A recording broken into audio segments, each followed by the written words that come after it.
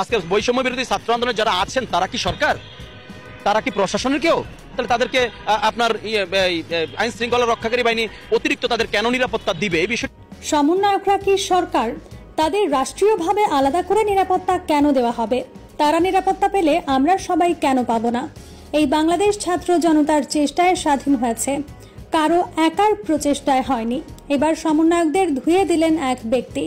বর্তমানে দেশের বিভিন্ন স্থানে মত বিনিময়ের সভা করছে সমন্বয়করা।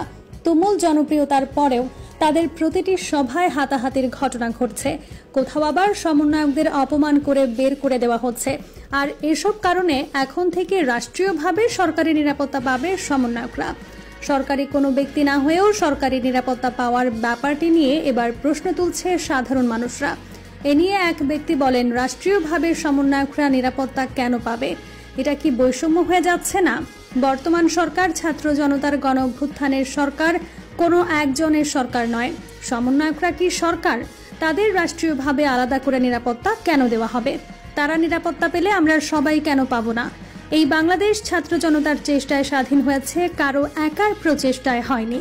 সমন্বয়করা তো ফেরেশতা না, কিংবা কোনো রাজনৈতিক দলও না। তাহলে তারা কেন রাষ্ট্রীয় নিরাপত্তা পাবে? সরকারের উচিত দেশের 18 কোটি মানুষের নিরাপত্তা দেওয়া, কারণ এই বাংলাদেশ প্রতিটি মানুষের ট্যাক্সের টাকায় চলে।